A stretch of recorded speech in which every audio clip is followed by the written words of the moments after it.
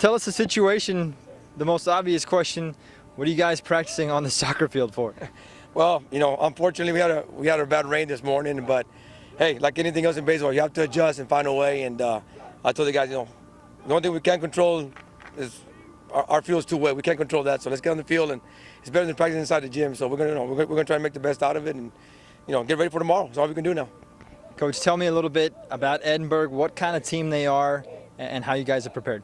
Edinburg's a tough team. I told these guys from the get-go from Monday that they remind me of King. And once I said that, one of our 2 losses this year on the field was against King early in the season. These guys, have their 3 or 4 good hitters.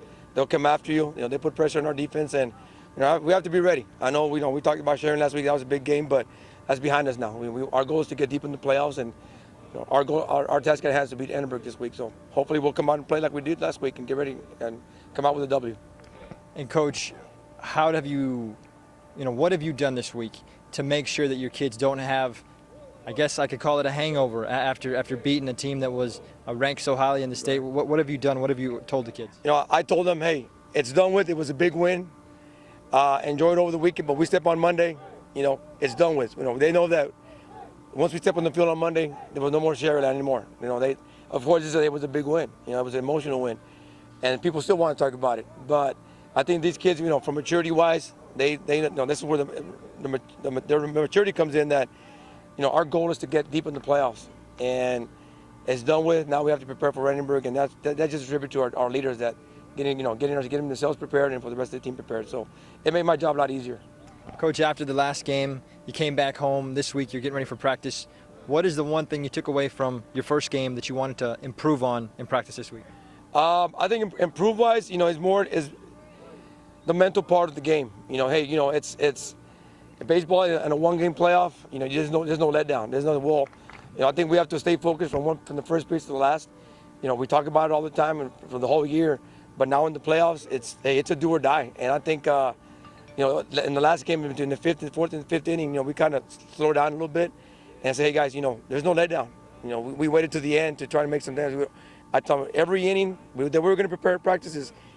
Every inning is going to be our last inning. That's how we're going to play it. And our goal is to win every inning. And in the process, the game will take care of itself. So hopefully with that mentality, say, let's win the inning. And from there, and keep the momentum on our side. And hopefully come out with a victory on Friday night. And Coach, why do you guys prefer the 1-game playoff as opposed to the series? Everybody will think different, but I think after everything we've been through, we had a 1-game playoff after our 4 favorite games. So we've always played with our backs against the wall, and thank God that we responded well. So hey, it's been good for us. Let's our kids respond to that kind of games, and it puts pressure on the other team too. So hopefully these kids can handle that. And we've been through tougher times, and I think that will benefit our team and give us a better chance to win.